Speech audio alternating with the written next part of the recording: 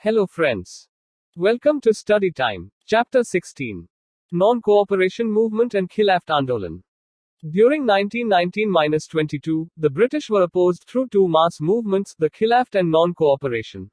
Though the two movements emerged from separate issues, they adopted a common program of action, that of non-violent non-cooperation.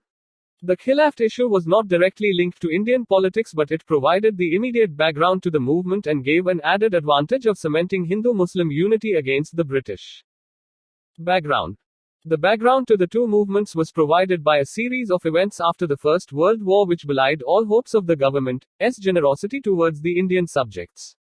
The year 1919, in particular, saw a strong feeling of discontent among all sections of Indians for various reasons. Fifth circle. The economic situation of the country in the post-war years had become alarming, with a rise in prices of commodities, decrease in production of Indian industries, increase in burden of taxes and rents etc. Almost all sections of society suffered economic hardship due to the war, and this strengthened the anti-British attitude. Fifth circle. The Rowlatt Act, the imposition of martial law in Punjab and the Jallianwala Bagh massacre exposed the brutal and uncivilized face of the foreign rule. Fifth circle. The Hunter Committee on the Punjab atrocities proved to be an eyewash. In fact, the House of Lords of the British Parliament endorsed General Dyer's action, and the British public showed solidarity with General Dyer by helping the Morning Post collect £30,000 for him. Fifth circle. The Montagu-Chelmsford reforms, with their ill-conceived scheme of Daki, failed to satisfy the rising demand of the Indians for self-government. The post-First World War period also saw the preparation of the ground for common political action by Hindus and Muslims. The Lucknow Pact 1916 had stimulated Congress-Muslim League cooperation. The Rowlatt Act agitation brought Hindus and Muslims, and also other sections of the society, together, and radical nationalist Muslims like Muhammad Ali, Abul Kalam Azad, Hakim Ajmal Khan and Hassan Imam had now become more influential than the conservative Aligarh school elements who had dominated the League earlier.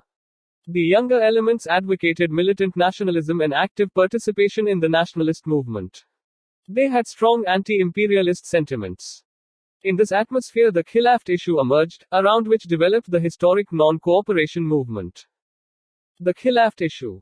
The Khilaft issue paved the way for the consolidation of the emergence of a radical nationalist trend among the younger generation of Muslims and the section of traditional Muslim scholars who were becoming increasingly critical of British rule. This time, they were angered by the treatment meted out to Turkey by the British after the First World War. The Muslims in India, as the Muslims all over the world, regarded the Sultan of Turkey as their spiritual leader, Khalifa, so naturally their sympathies were with Turkey. During the war, Turkey had allied with Germany and Austria against the British. When the war ended, the British took a stern attitude towards Turkey. Turkey was dismembered and the Khalifa removed from power. This incensed Muslims all over the world. In India, too, the Muslims demanded from the British that the Khalifa's control over Muslim sacred places should be retained, and the Khalifa should be left with sufficient territories after territorial arrangements. In early 1919, a Khilaft committee was formed under the leadership of the Ali brothers, Shaukat Ali and Muhammad Ali, Maulana Azad, Ajmal Khan and Hasrat Mohani, to force the British government to change its attitude towards Turkey. Thus, the ground for countrywide agitation was prepared. Development of the Khalifa-Non-Cooperation program. For some time, the Khilaft leaders limited their actions to meetings, petitions, deputations in favor of the Khilaft.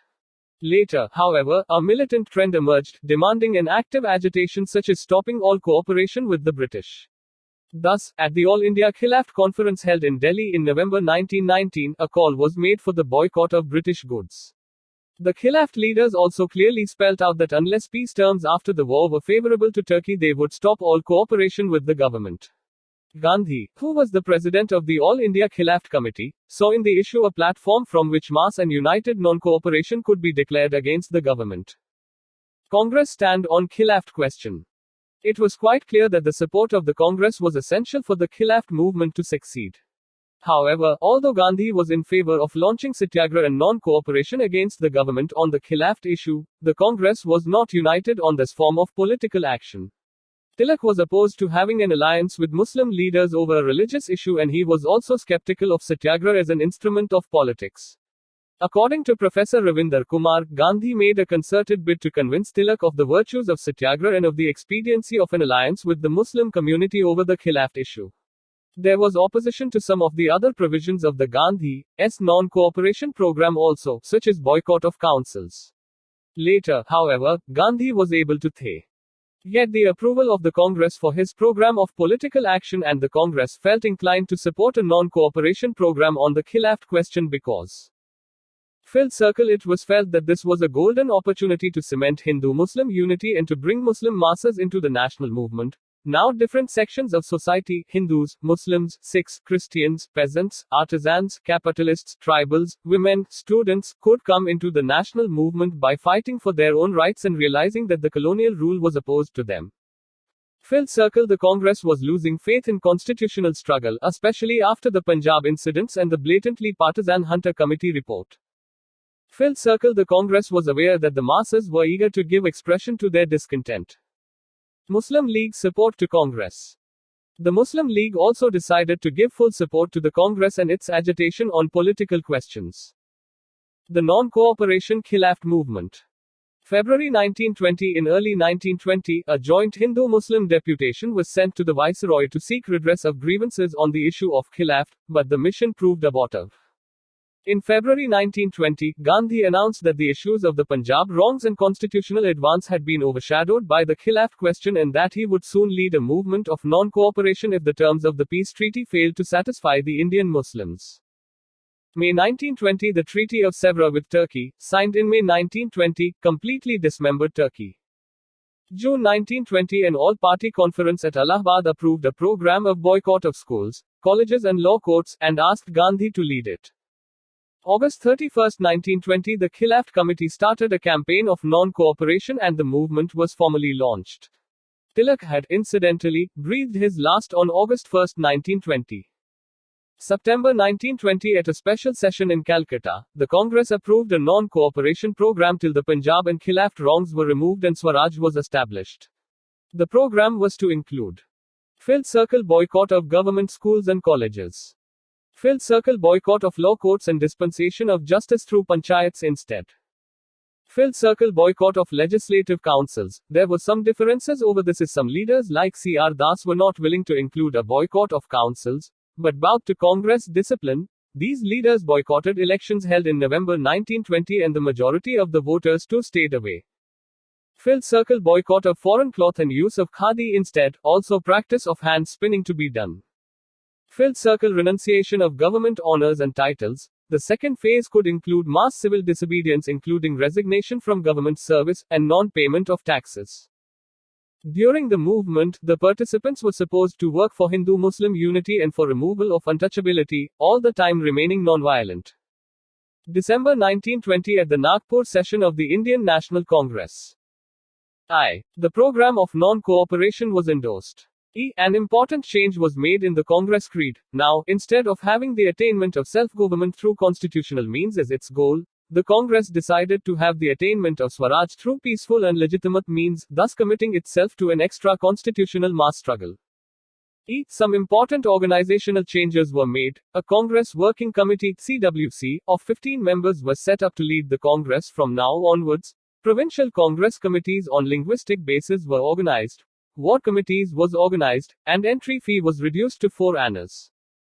IV Gandhi declared that if the non-cooperation program was implemented completely, Swaraj would be ushered in within a year. Many groups of revolutionary terrorists, especially those from Bengal, also pledged support to the Congress program. At this stage, some leaders like Muhammad Ali Jinnah, Annie Besant, G.S. Kharpade and B.C. Pal left the Congress as they believed in a constitutional and lawful struggle, while some others like Surendranath Banerjee founded the Indian National Liberal Federation and played a minor role in national politics henceforward.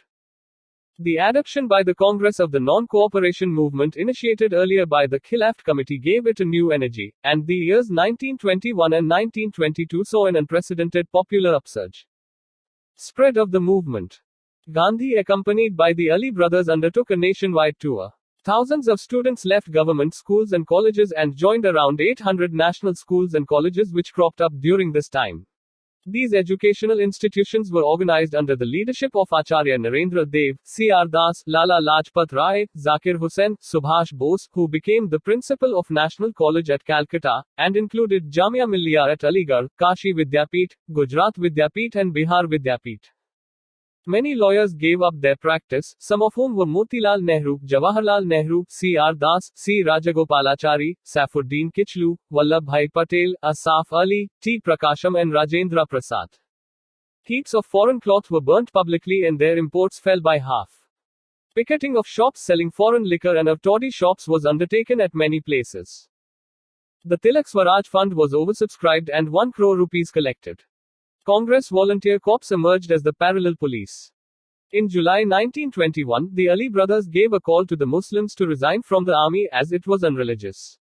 The Ali brothers were arrested for this in September. Gandhi echoed their call and asked local Congress committees to pass similar resolutions to that effect. Now, the Congress gave a call to local Congress bodies to start civil disobedience if it was thought that the people were ready for it. Already, a no-tax movement against Union Board taxes in Midnapur, Bengal, and in Guntur, Andhra, was going on. In Assam, strikes in tea plantations, steamer services and Assam Bengal railways had been organized. J.M. Sengupta was a prominent leader in these strikes. In November 1921, the visit of the Prince of Wales to India invited strikes and demonstrations. The spirit of defiance and unrest gave rise to many local struggles such as Awadh Kisan Movement, Up Ekka Movement, Up Mapilla Revolt, Malabar, and the Sikh agitation for the removal of Mahants in Punjab. People's response. The participation in the movement was from a wide range of the society but to a varying extent. Middle class. People from the middle classes led the movement at the beginning but later they showed a lot of reservations about Gandhi's program.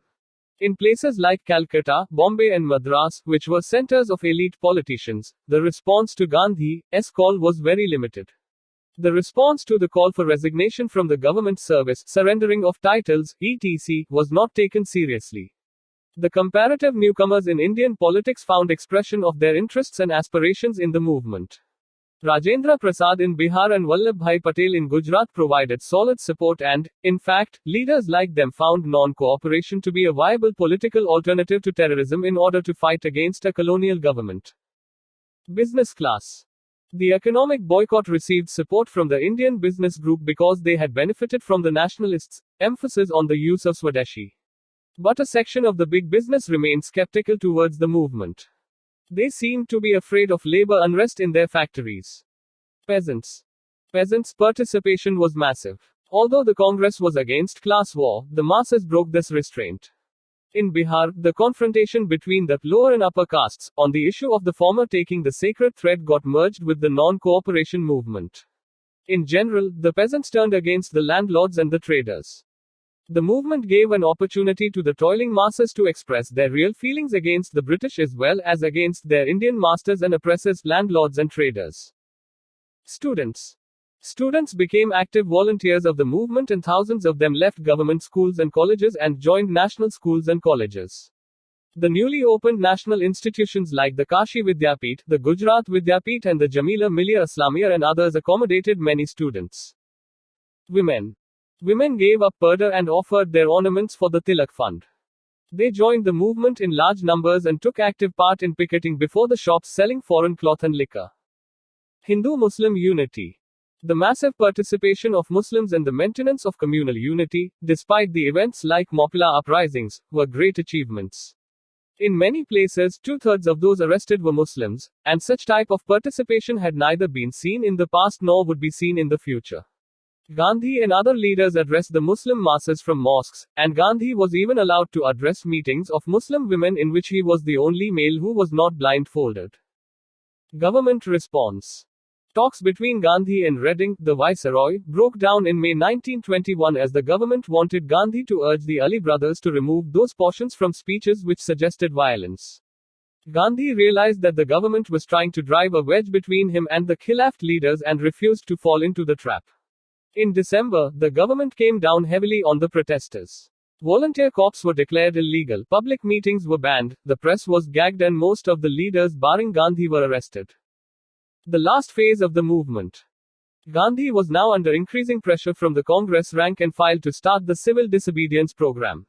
The Ahmedabad session in 1921 presided over, incidentally, by C.R. Das while still in jail. Hakim Ajmal Khan was the acting president, appointed Gandhi the sole authority on the issue. On February 1, 1922, Gandhi threatened to launch civil disobedience from Bardoli, Gujarat, if political prisoners were not released, and press controls were not removed. The movement had hardly begun before it was brought to an abrupt end. Chorichura Incident. A small sleepy village named Chorichura, Gorakhpur district in United Provinces, has found a place in history books due to an incident of violence on February 5, 1922, which was to prompt Gandhi to withdraw the movement. The police here had beaten up the leader of a group of volunteers campaigning against liquor sale and high food prices, and then opened fire on the crowd which had come to protest before the police station. The agitated crowd torched the police station with policemen inside who had taken shelter there. Those who tried to flee were hacked to death and thrown back into the fire. 22 policemen were killed in the violence. Gandhi, not happy with the increasingly violent trend of the movement, immediately announced the withdrawal of the movement. The Congress Working Committee met at Bardoli in February 1922 and resolved to stop all activity that led to views. To sound the order of retreat just when public enthusiasm was reaching the boiling point was nothing short of a national calamity. The principal lieutenants of the Mahatma, Deshbandhu Das, Pandit Motilal Nehru and Lala Lajpat Rai, who were all in prison, shared the popular resentment. Subhas Chandra Bose. A mass wave of revolutionary unrest in India in 1919, evident from the labor unrest and strike wave of 1919-20 and peasant protests in Upper Bihar, worked as a kind of popular groundswell, virtually forcing the leadership to a radical posture. Gandhi and the Congress bigwigs sensed that a revolutionary mass movement was in the offing. They decided to take over the leadership to keep the movement a controlled affair and within safe channels. The movement was called off just when the masses seemed to be taking the initiative. Marxist interpretation. I would suffer every humiliation, every torture, absolute ostracism and death itself to prevent the movement from becoming violent. M.K. Gandhi, in Young India, February 16, 1922. Breaking of the law and to get down to constructive work, instead, which was to include popularization of Khadi, national schools, and campaigning for temperance, for Hindu-Muslim unity and against untouchability. Most of the nationalist leaders including C.R. Das, Motilal Nehru, Subhash Bose, Jawaharlal Nehru, however, expressed their bewilderment at Gandhi's decision to withdraw the movement. In March 1922, Gandhi was arrested and sentenced to 6 years in jail. He made the occasion memorable by a magnificent court speech. I am here, therefore, to invite and submit cheerfully to the highest penalty that can be inflicted upon me for what in law is deliberate crime, and what appears to me to be the highest duty of a citizen. Why Gandhi withdrew the movement? Gandhi felt that people had not learnt or fully understood the method of non-violence. Incidents like Chorichura could lead to the kind of excitement and fervor that would turn the movement to become generally violent. A violent movement could be easily suppressed by the colonial regime, who would make the incidents of violence an excuse for using the armed might of the state against the protesters. The movement was also showing signs of fatigue. This was natural, as it is not possible to sustain any movement at a high pitch for very long. The government seemed to be in no mood for negotiations. The central theme of the agitation, the Khilaft question, also dissipated soon. In November 1922, the people of Turkey rose under Mustafa Kemal Pasha and deprived the Sultan of political power. Turkey was made a secular state. Thus, the Khilaft question lost its relevance. A European style of legal system was established in Turkey and extensive rights granted to women. Education was nationalized and modern agriculture and industries developed. In 1924, the Caliphate was abolished. Evaluation of Khilaft-Non-Cooperation movement. The movement brought the urban Muslims into the national movement, but at the same time it communalized the national politics to an extent. Although Muslim sentiments were a manifestation of the spread of a wider anti-imperialist feeling, the national leaders failed to raise the religious political consciousness of the Muslims to a level of secular political consciousness. With the non-cooperation movement, nationalist sentiments reached every nook and corner of the country and politicized every strata of population, the artisans, peasants. View. Khilaft movement was a purely retrograde and reactionary movement, and more importantly for Indian nationalism, it was an intrinsically anti-nationalist movement pitting specifically Islamic interests against secular and non-Muslim interests. Dr. Konrad Elst. Students, urban poor, women, traders, etc. It was this politicization and activization of millions of men and women which imparted a revolutionary character to the national movement.